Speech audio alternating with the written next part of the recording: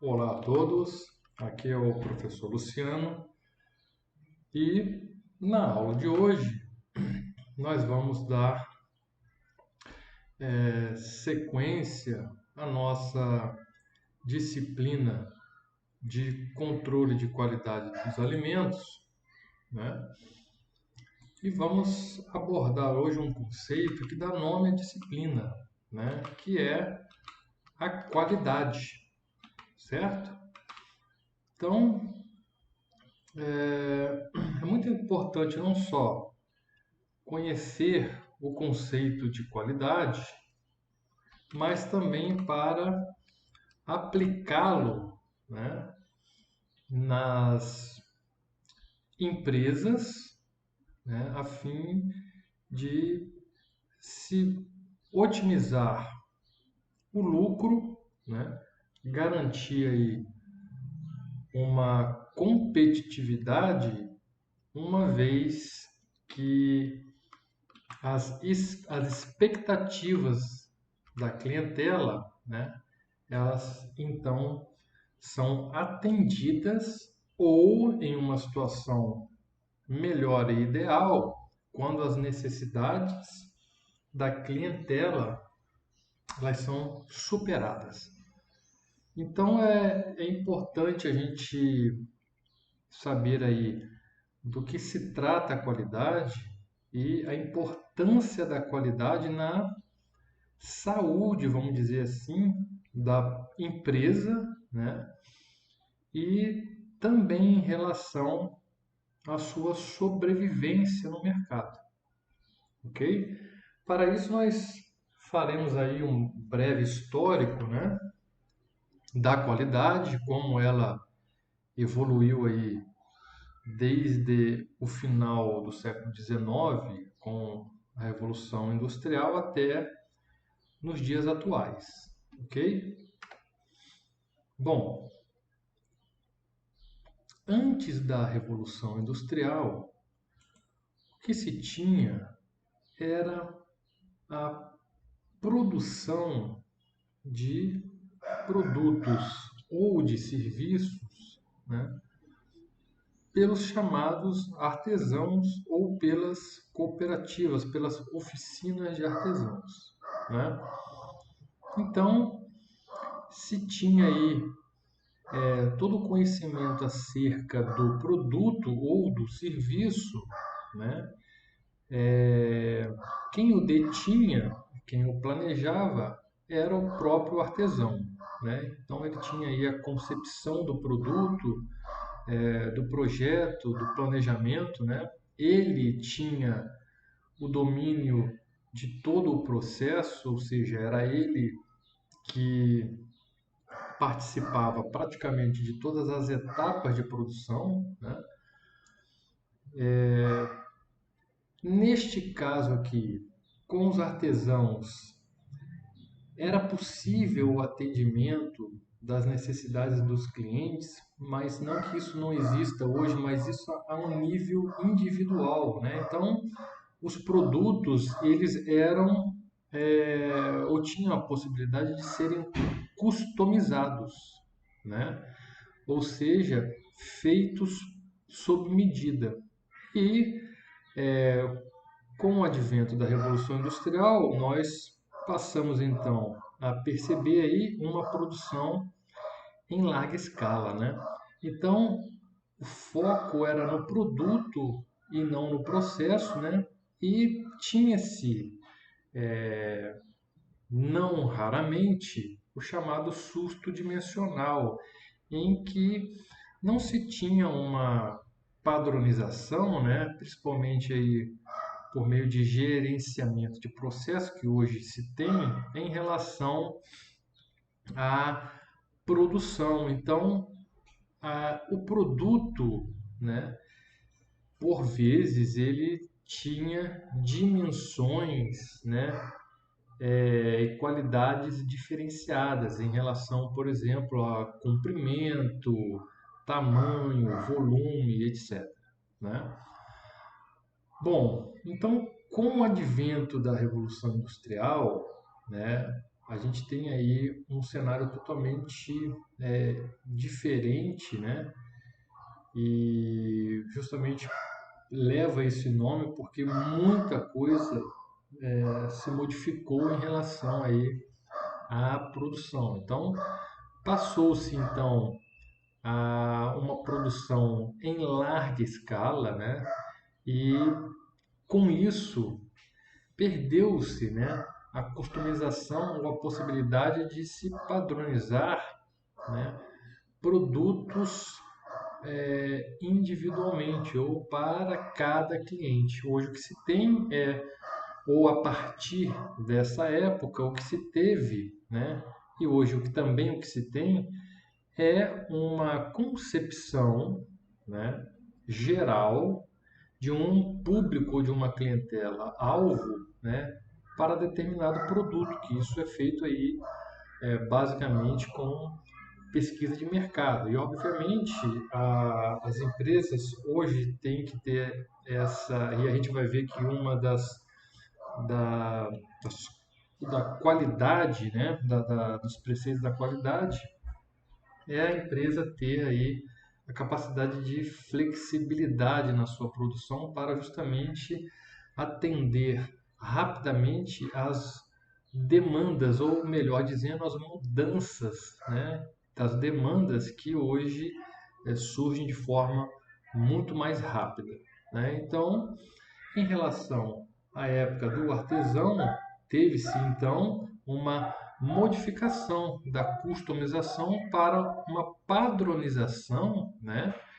E a partir do advento aí da Revolução Industrial, que foi a época em que se teve na humanidade o maior número de invenções, e aí a gente pode incluir principalmente as máquinas, os equipamentos, o que foi possível então a produção em larga escala, só que dessa vez, né, de produtos padronizados e menos customizados, certo? Bom, tem um detalhe, né, nisso aí, é que na verdade, com a Revolução Industrial, passou-se a produzir em larga escala, porém de forma não planejada. Então, se tinha, à época, muito desperdício, né? Pouco ou quase nenhum controle do processo produtivo, né?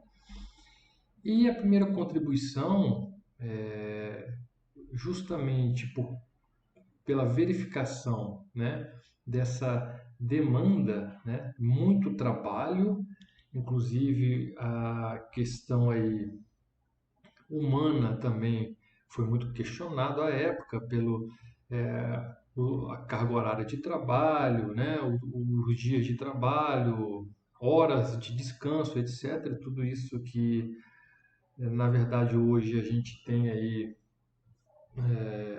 uma preocupação bem maior, né, nesse sentido.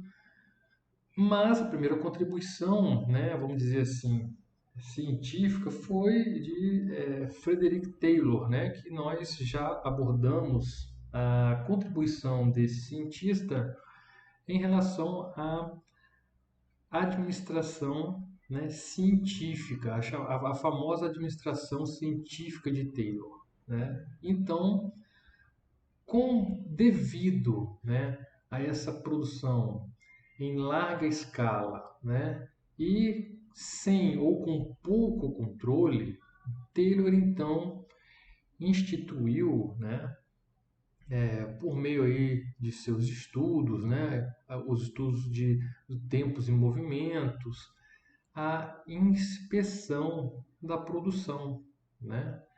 Então, obviamente, foi uma primeira intervenção, né, em relação à produção em larga escala, porém, uma inspeção ela tinha o caráter corretivo, né? Então, como é que funcionava? Tinha a figura do inspetor na linha de produção, que ao final dessa linha de produção, a atribuição básica desse colaborador era a identificação de produtos com defeitos, com avarias ou não conformes, né?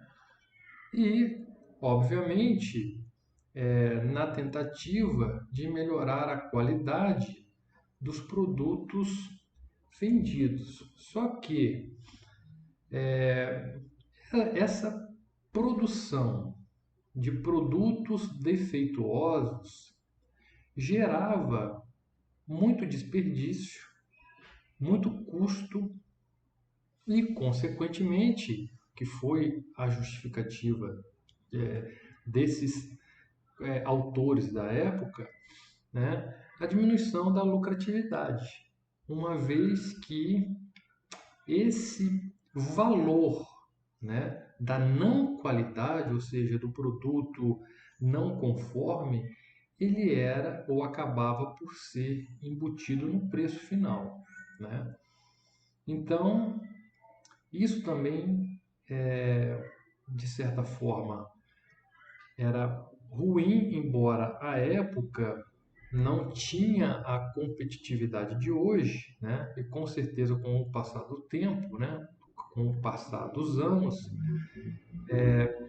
com a concorrência, certamente a empresa que produz com muito erro, com muito custo, ela tem dificuldade aí de se manter no mercado, né?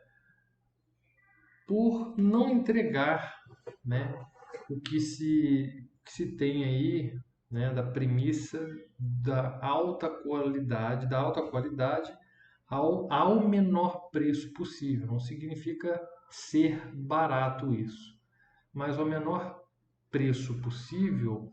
Então, isso só ocorre se a empresa tiver qualidade e for extremamente eficiente, né? Eficiente por quê? Em relação ao mínimo de perda possível, né? Então, naquele momento, não se conhecia o processo no sentido de identificar os gargalos, né? Os erros,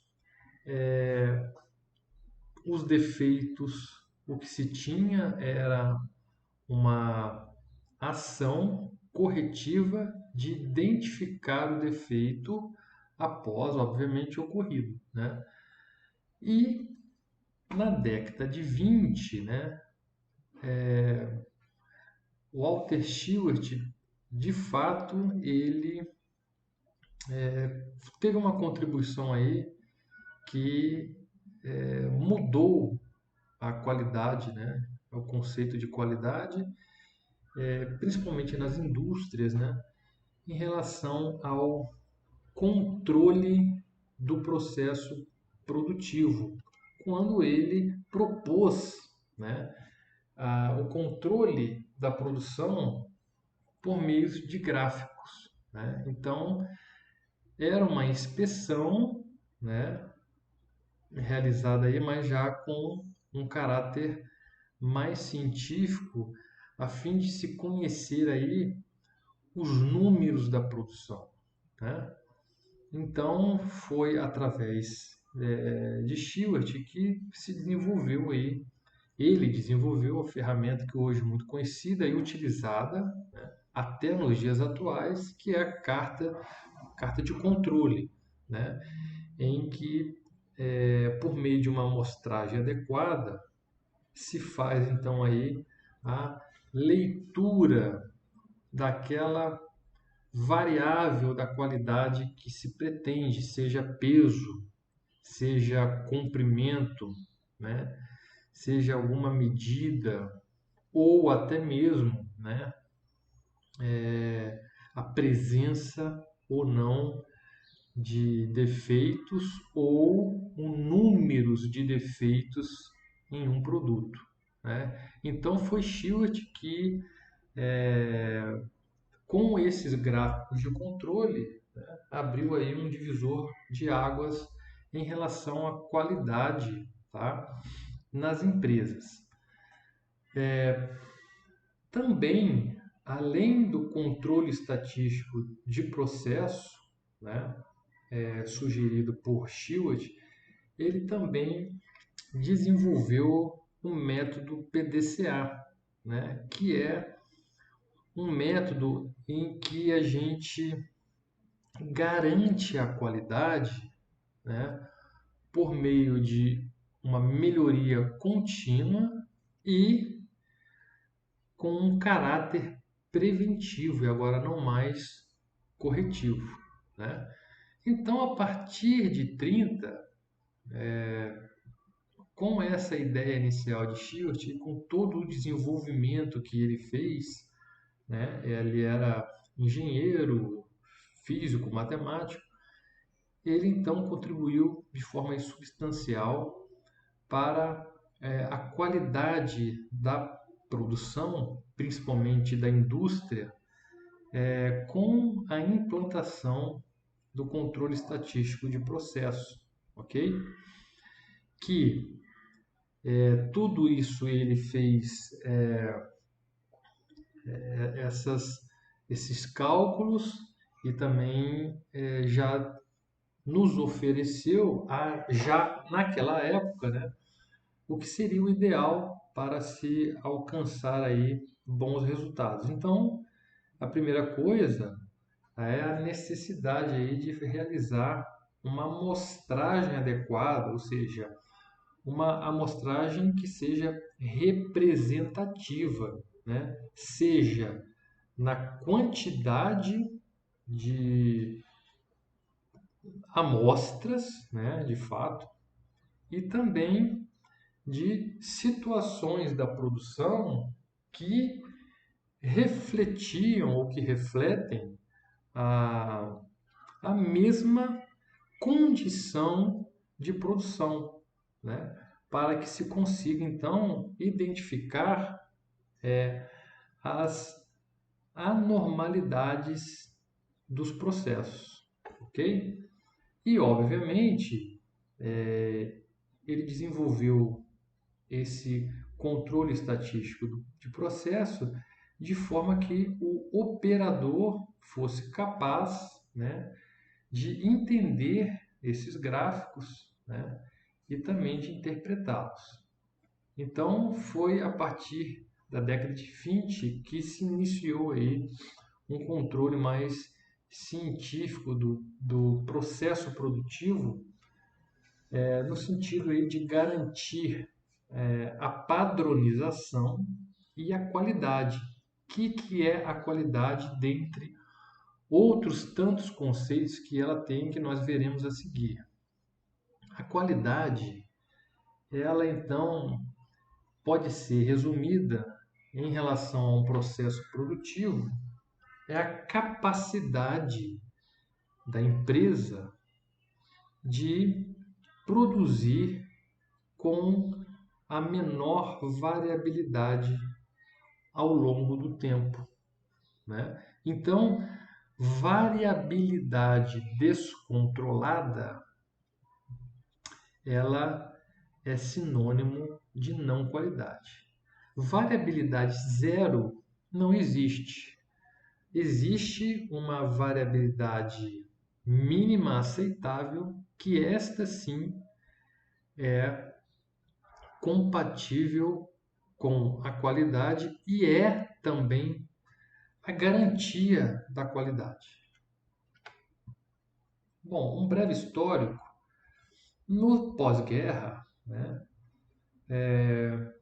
com o país, o Japão, devastado, né, e naquela época os produtos japoneses não tinham a qualidade que tem nos dias de hoje, dois hoje, né, reconhecidos gurus da qualidade tiveram uma contribuição substancial para a indústria japonesa.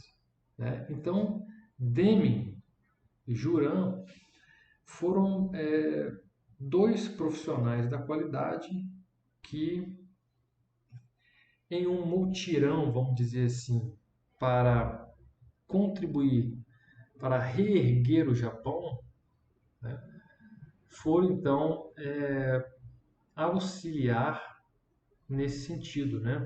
Restabelecer aí a economia, contribuir para o restabelecimento da economia japonesa com os conceitos de qualidade da época, né? Então, são dois americanos que contribuíram aí de forma substancial, muito mais Deming, inclusive Deming recebe o nome, né, para o prêmio da qualidade no Japão, o maior prêmio da qualidade do Japão é chamado Prêmio Deming, né?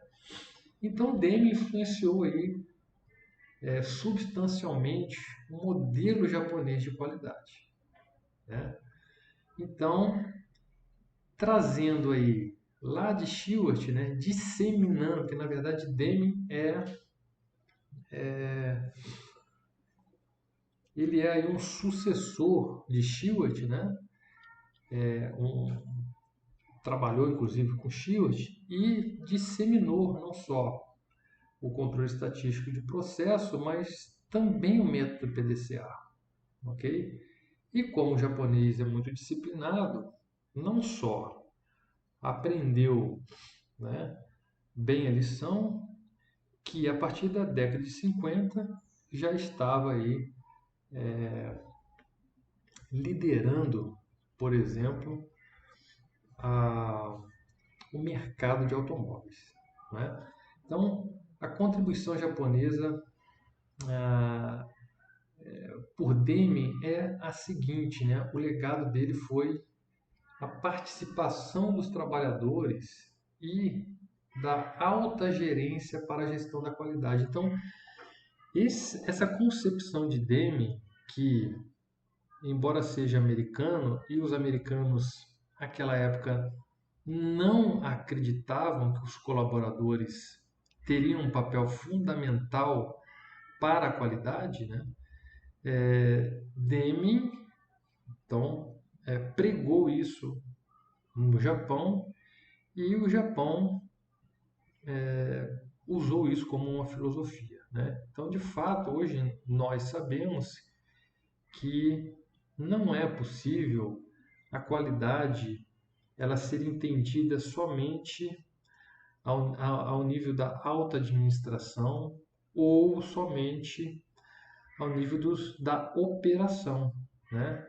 Seja de um lado ou de outro, não se consegue aí, então a qualidade, uma vez que há quem executa, tente se executar de forma adequada e também somente quem está na linha de produção é capaz de perceber, né, e de contribuir de forma singular para a melhora da qualidade, né, uma vez que o gerente, o supervisor, por mais que detenha do conhecimento, né, básico do produto, da gestão, as particularidades, né, operacionais, de fato, quem a tem são os operadores, né? E em relação à gestão, à alta gerência, à alta administração, entender que para a qualidade há a necessidade de investimento, né? Então também é a percepção e a diferenciação do que seria custo e do que seria investimento, ok? Bom, então só para a gente ilustrar aqui para vocês, no Japão, então foi criado o prêmio Deming da qualidade em 1951, né? Por essa contribuição aí de Deming, né, para não só as empresas japonesas, mas também para a economia do Japão e para a restauração desse país, né? Nos Estados Unidos tem o prêmio Malcolm Baldrige, que foi instituído em 1987. Na Europa tem o Prêmio Europeu de Qualidade, que foi instituído em 1991, e no Brasil o Prêmio Nacional da Qualidade, instituído em 1992. No caso do Brasil, esse prêmio é o maior prêmio que uma empresa possa receber, tá? Que pode receber. É claro que tem os pré-requisitos e antes desse prêmio, de fato, obrigatoriamente a empresa deve ser certificada aí em algumas normas ISO, né? Mas somente para saber, tem então o Prêmio Nacional aí da Qualidade que foi instituído no Brasil em 1992. Então, no pós-guerra, veja, lá já na década de 70, então já se instituiu aí o modelo japonês, né? O controle de qualidade por toda empresa. É aquela filosofia que todos, independentemente se trabalham diretamente com a linha de produção, todos participam e são responsáveis pela qualidade, né, do produto final. Com a aferição de defeitos por ppm, né, enquanto que no Ocidente a aferição era realizada em percentagem. Então, isso também foi uma contribuição do controle estatístico de processo, em que, a partir de um controle do processo, é possível também se estimar a capacidade daquele processo em reproduzir aquele produto ou aquele serviço, né, com a variabilidade, vamos dizer assim, permitida, ou a variabilidade aceitável, né? E uma dessas medidas também é realizada por ppm. Tem a capabilidade do processo, né, que ela deve atender aí alguns requisitos. Então, a capacidade ou a capabilidade do processo é isso, né? É não só o controle estatístico do processo. Vejam vocês, porque nós podemos, por meio de uma amostragem, calcular a média de alguma variável contínua, por exemplo, né? Vamos dizer aí que nós vamos realizar o cálculo aí de algum peso de algum produto, né? Então, nós deveremos fazer isso com uma amostragem adequada, e a amostragem adequada, segundo o Stewart, é de pelo menos 100 amostras, ok? De 25 subgrupos, né? Por exemplo, com 4 amostras, num total de 100, sempre garantindo a mesma condição dentro do processo produtivo, tá? Bom, isso a gente então, por exemplo, você pode ter aí várias medidas, né? Você quer medir aí o peso de um produto que será vendido aí a 100 gramas, né? Então, você pode ter aí uma medida de 100, você pode ter um outro produto medindo 101, ok? Você pode ter um outro medindo 100, né? Um outro produto medindo 99, né? Um outro produto medindo 100, um outro produto medindo 102 e por aí vai, certo? Então, nós temos que ter essa amostragem mínima, né, de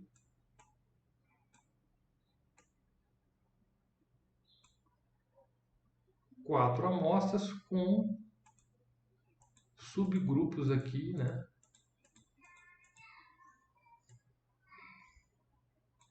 E 25, por exemplo, no mínimo, né? Bom, isso é uma coisa, né?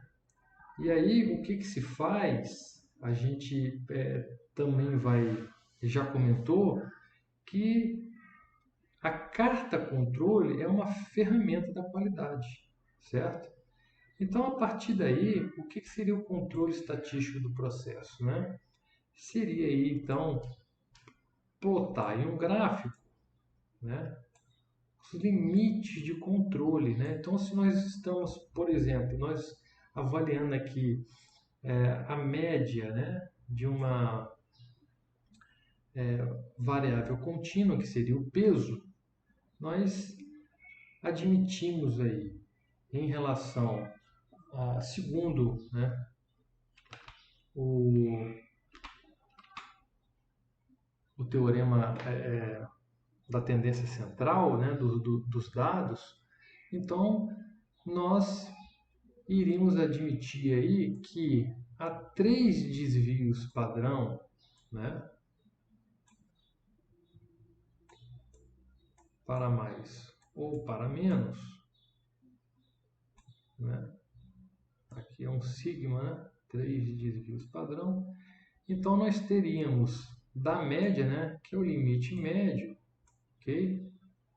Que na verdade aqui eu não vou entrar em detalhes, mas faz-se então o x duas barras é a média das médias, e a 3 desvio padrão nós teríamos então o limite superior de controle, né? E, por exemplo, a 3 desvios padrão abaixo do limite médio, né? Ou seja, da média daquela variável, né, avaliada, nós teríamos o limite inferior de controle. Sei? Ok? Bom, então o que se espera é que os valores eles se comportem segundo aí o teorema do limite central, né, de forma aleatória, né, em torno da média, assim como a gente viu aí segundo uma curva normal, né, em que nós temos neste caso aqui a 3 desvio padrão para mais ou para menos, né, a probabilidade, né, desses números, né, se apresentarem em torno da média, né, em 98% das vezes, certo? Então, basicamente, né, pessoal, seria isso, né? Então, tem-se aí, cada ponto desse é um conjunto, né, de amostra que vai ser plotada no gráfico e vai se avaliar então esse processo, se ele está em controle ou não. É claro que tem alguns detalhes, né?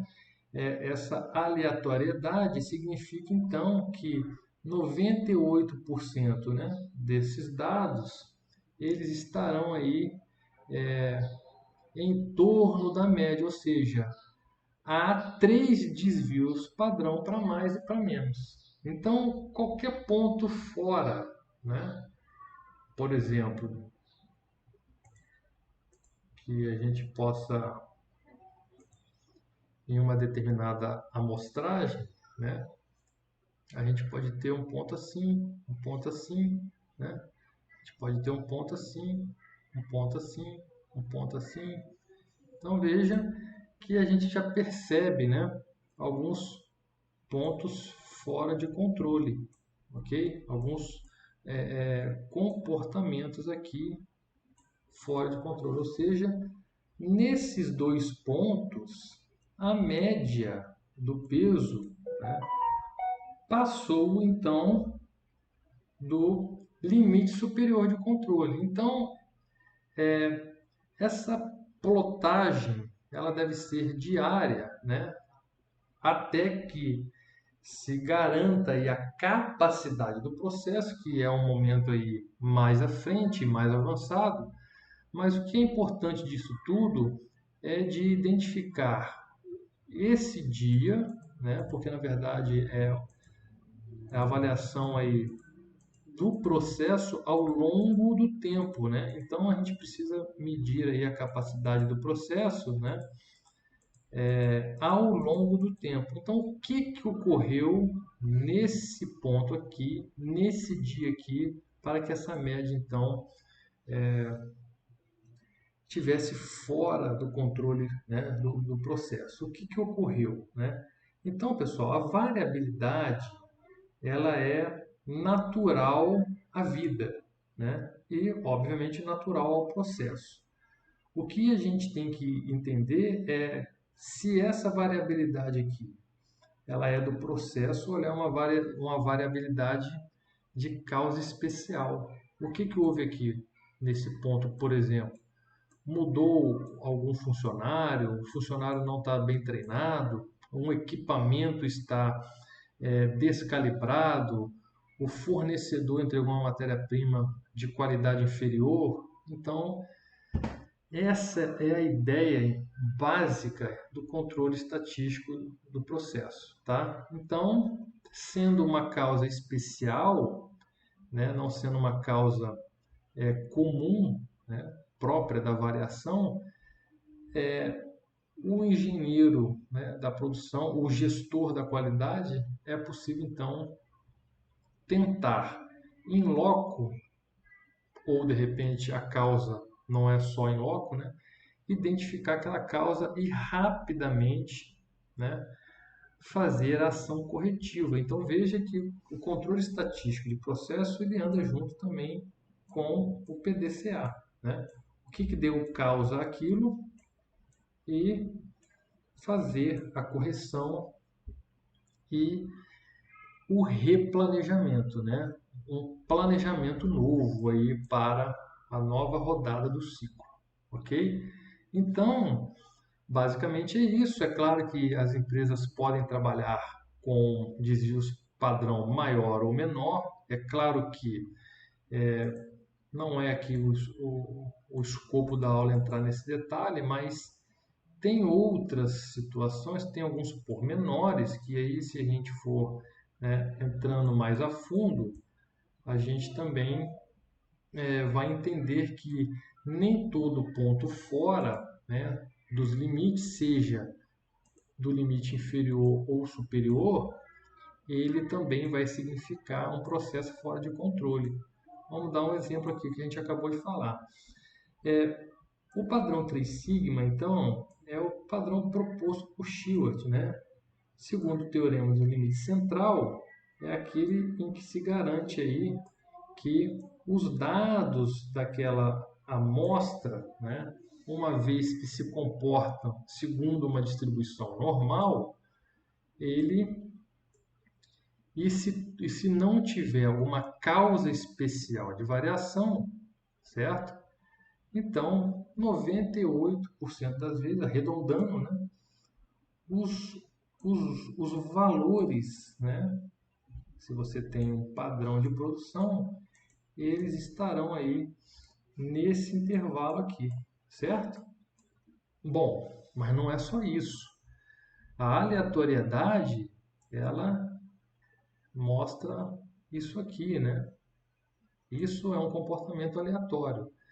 Agora, você pode ter uma situação de pontos, né, seguidos, né, acima do limite médio e abaixo do limite superior e que não tenham um comportamento aí normal, ou seja, que seja pouco provável de ocorrer. Então, mesmo que esteja dentro dos limites de controle, também são situações que levantam aí suspeitas em relação ao processo, ok? Então, não é só estar fora.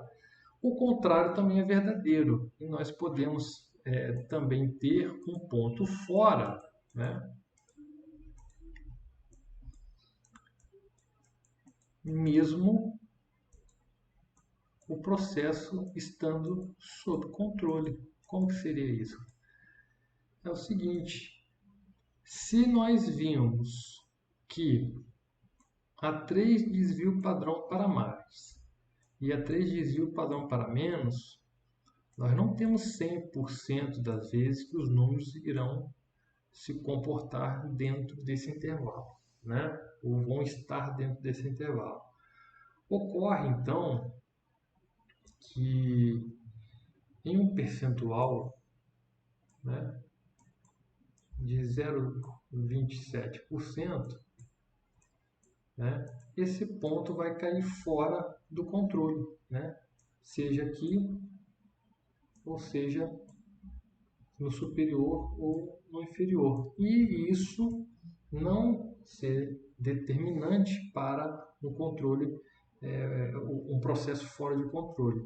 Apenas a probabilidade desse ponto cair fora, né?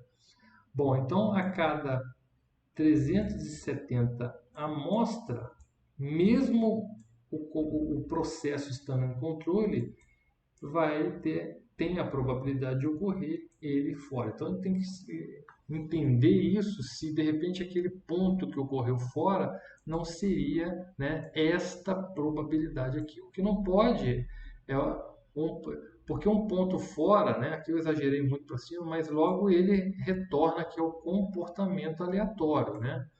Mas se ele vem um ponto fora, continua em alta, né? Então você vê aí uma mudança de comportamento, uma mudança aí na média, né? Ok? Só para dar uma ideia para vocês em relação ao controle estatístico de processo, como ele revolucionou aí em termos da qualidade. Inclusive é utilizado até os dias de hoje, né, pessoal? Muito utilizado pelas indústrias, né?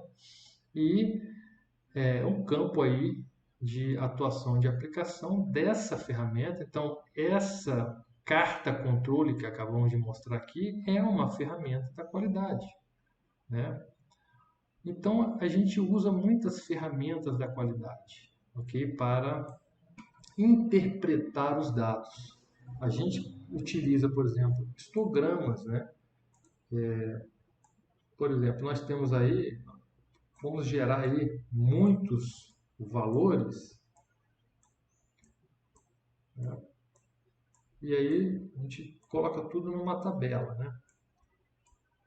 Só para ilustrar para vocês a aplicação das ferramentas de qualidade. Por exemplo, vou dar algumas, né? Então nós temos aqui vários números, vamos dizer aí, e que de fato esses números numa tabela fica difícil a gente ver aí. Vamos dizer que nós temos 2, 2, o 1 repetiu aqui, o 3. Vamos só dar um exemplo para vocês perceberem que em relação à distribuição de frequência, é muito mais difícil de a gente visualizar isso numa tabela ou num quadro do que, por exemplo, né, em um histograma, certo? Então, através do histograma, a gente consegue visualizar melhor, né, a distribuição de frequência dos dados, né?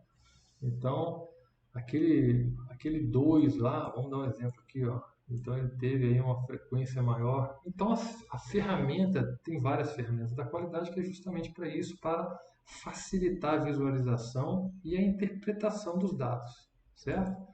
Nós vimos também que utilizamos aí no gráfico de Pareto também histogramas, que ele é utilizado para fazer classificação de estoque, ele é utilizado para fazer, para priorizar problemas a serem resolvidos, porque muitas das vezes nós temos aí vários problemas para serem resolvidos, mas que nós precisamos,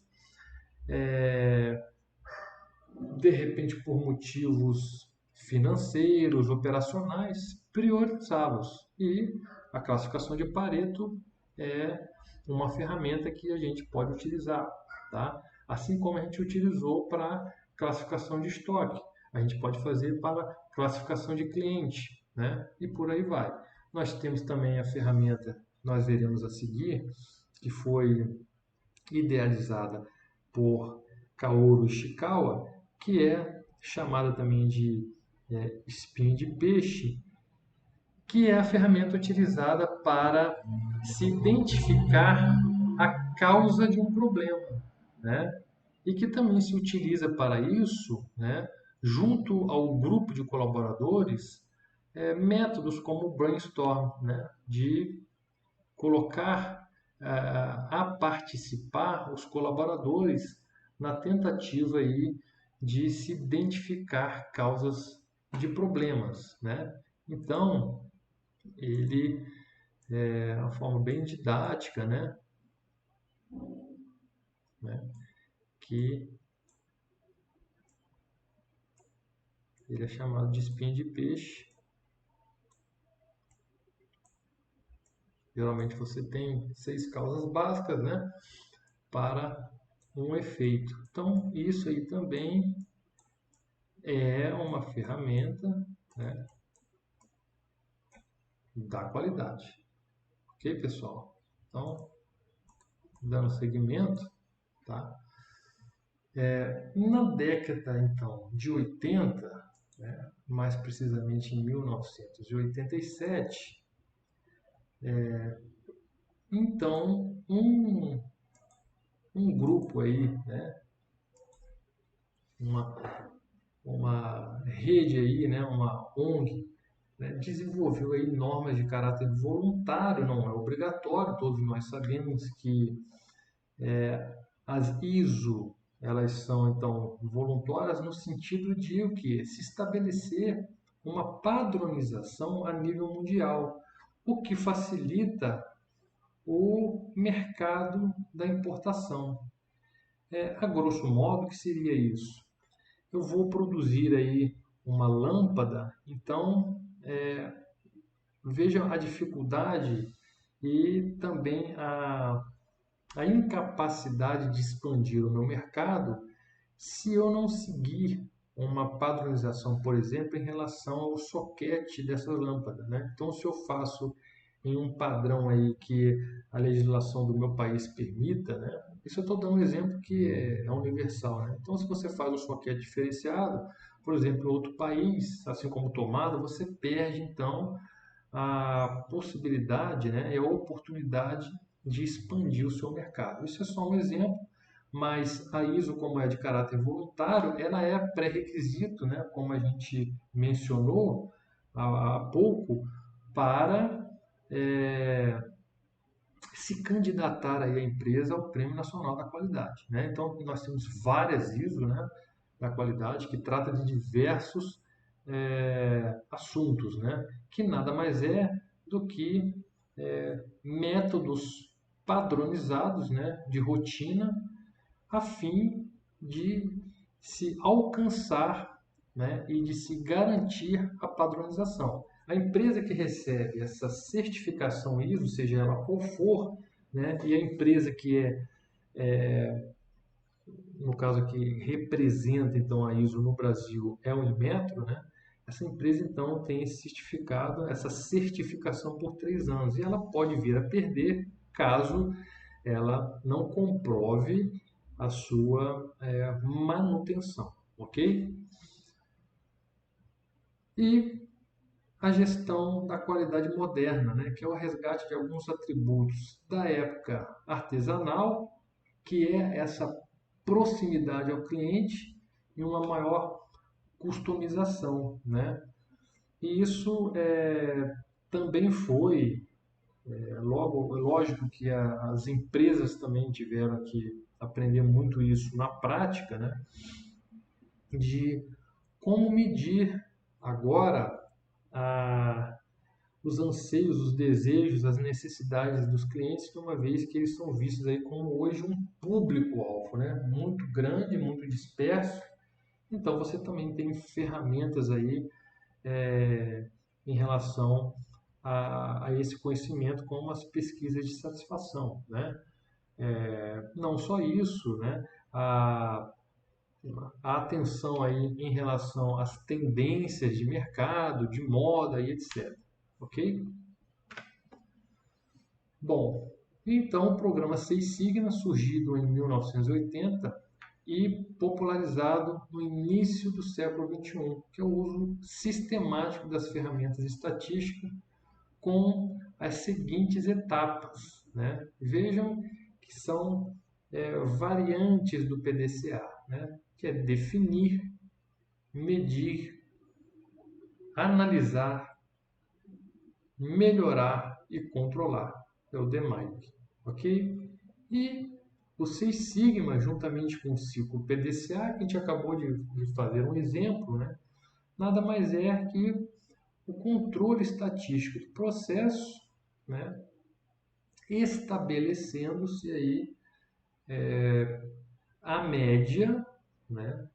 De uma determinada produção, três desvios padrão acima dela e três desvios padrão abaixo dela, ok? Com isso, né, o que seria os Seis Sigmas em relação à perspectiva estratégica da qualidade?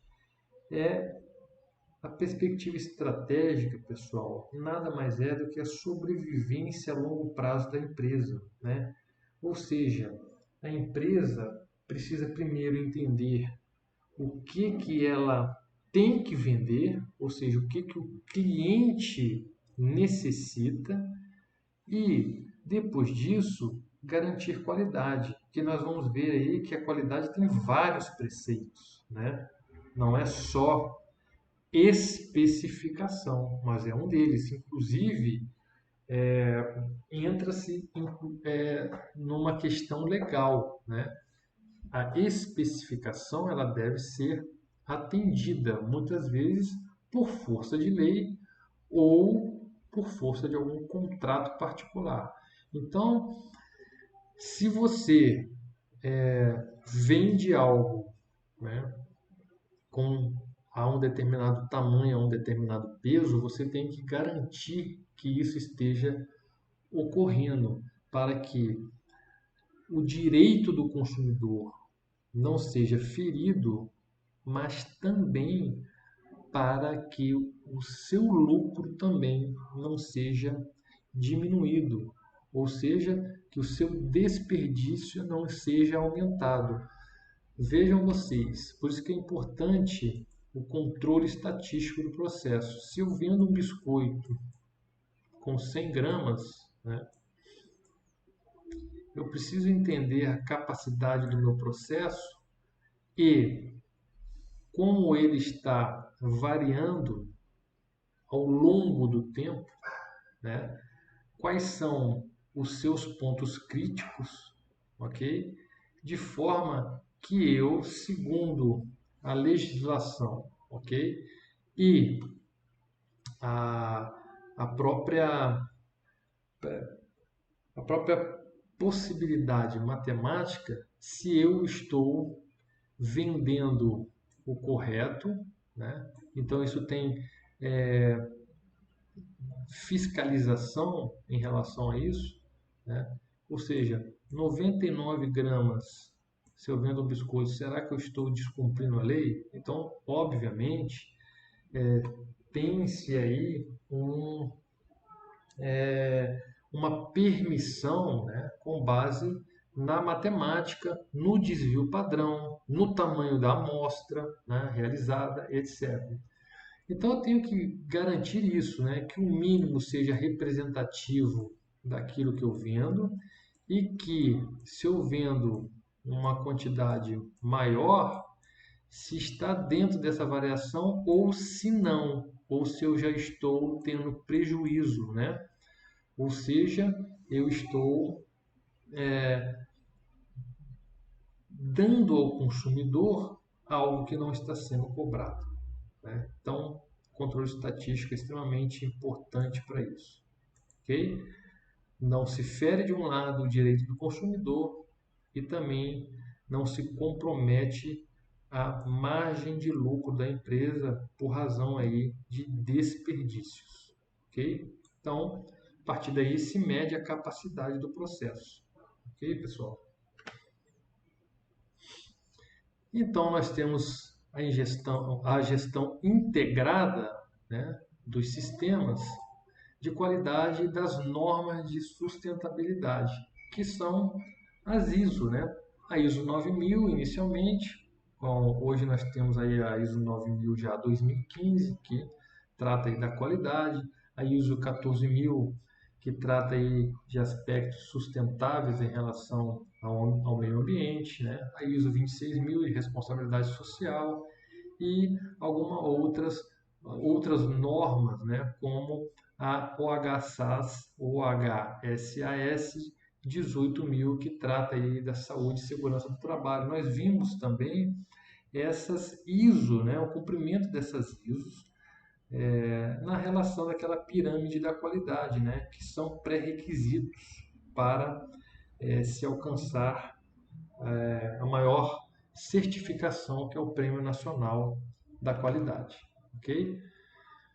Bom, então a gente falou um pouco aí da inspeção, do controle estatístico e nós vamos falar um pouco agora da garantia da qualidade e da gestão da qualidade. Então nós temos dividido, né, segundo essas características de produção em determinadas épocas, né, as eras da qualidade, que é a era da inspeção, a era do controle estatístico do processo, que a gente bem conversou, né, e depois, mais modernamente, a garantia da qualidade e a gestão da qualidade, certo? Então eu tenho que ter um controle estatístico do processo, garantir a minha qualidade e depois fazer a gestão desse controle, que é a capacidade do meu processo, ok? Então nós temos esse quadro aí com um resumo bem interessante dessas eras, né? Então, na era da inspeção, o interesse principal era a verificação dos produtos, né, ao final da linha de produção, né? Então, naquela época, a visão da qualidade nada mais era que um problema a ser resolvido, né? A ênfase, então, era na uniformidade do produto. Então, eu preciso descartar aqueles produtos que estão fora da especificação, né? E como se fazia isso? Por meio de inspeção, né? A medição desse produto, seja por algum instrumento. Naquela época, na era da inspeção, o papel dos profissionais da qualidade, né? Então era a inspeção, a classificação, a contagem, a avaliação e até o reparo, né? E o responsável, vejam, aquela época tinha o quê? O departamento de inspeção. Se nós formos correr rapidamente aqui, já na gestão total da qualidade, ó, não existe mais um departamento físico da inspeção, mas o envolvimento de todos na empresa, né? Inclusive a alta administração exercendo forte liderança e exemplo, né?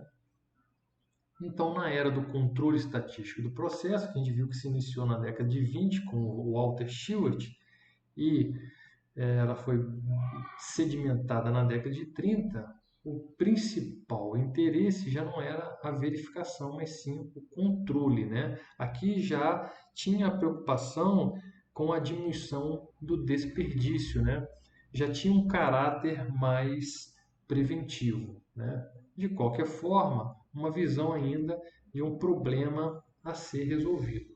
A ênfase, uniformidade do produto, né? Assim como na era da inspeção, porém com menos inspeção. Vejam vocês aqui, eu não falei esse detalhe, na inspeção todos os produtos da linha de produção eram verificados. Então, com o controle estatístico de processo, se fazia isso com menos inspeção, ou seja, por meio de amostragens. Então, se você produz 1000 peças, aqui o inspetor iria conferir as 1000 peças. Então, isso também entra na questão do erro humano, né? Muita quantidade para verificar. E acaba que a qualidade dessa medição ela é inferior de quando se faz por amostragem, que como a gente disse, pelo menos deveríamos ter aí um número amostral, um N, pelo menos de 100, ok? Métodos, então, ferramentas e técnicas estatísticas, como eu mostrei para vocês, né? Gráficos, histogramas, né? O gráfico de carta controle e por aí vai, né? Papel do profissional da qualidade, solução de problemas e aplicação de métodos estatísticos, né? E ainda tinha o que? Os departamentos de fabricação e engenharia, né? Que é o controle de qualidade. Na garantia da qualidade, o principal interesse já é a coordenação, ou seja, é a dispensação de esforços para que os objetivos sejam alcançados. Então já tem uma visão aí mais macro, né? A visão da qualidade também é um problema a ser resolvido, mas que é enfrentado proativamente, né? Com um caráter aí mais preventivo. A ênfase, no caso, seria já toda a cadeia de fabricação, desde o projeto até o mercado, e a contribuição de todos os grupos funcionais para impedir falhas de qualidade. Então, aqui a gente já vê uma semelhança em relação ao sistema HACCP, né, que nós estudamos, o APPCC. Métodos, então, programas e sistemas, né, papel do profissional da qualidade, planejamento, medição da qualidade, desenvolvimento de programas, né, e todos os departamentos com a alta administração se envolvendo superficialmente no planejamento e na execução das diretrizes da qualidade. Então, veja, o planejamento e a execução, né? A execução, ok, mas o planejamento ainda era feito pelo departamento, né, da qualidade. E hoje a gente sabe aí que todos devem ser envolvidos, inclusive no planejamento, a alta administração, né? E a gestão total da qualidade, veja a diferença. O interesse principal, quando a gente fala de impacto estratégico, é de como essa empresa irá sobreviver, como ela se tornará perene no mercado, ou seja, com alta competitividade, com uma alta capacidade de flexibilização do seu processo de produção, para que possa se adaptar em tempo às mudanças de demandas da clientela, ok?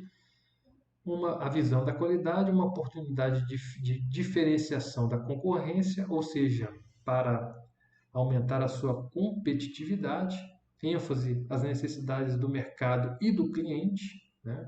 Os métodos de planejamento estratégico, estabelecimento de objetivos e a mobilização da organização, papel do profissional, estabelecimento de metas, educação e treinamento, consultoria e outros departamentos de desenvolvimento de programas. E aqui nós já temos todos na empresa envolvidos, né, com a alta administração exercendo forte liderança. Ok, pessoal? Então, hoje nós vamos ficando por aqui. Na próxima aula nós vamos abordar os preceitos da qualidade, a importância desses preceitos em relação ao atendimento ou à superação das necessidades da clientela, tá?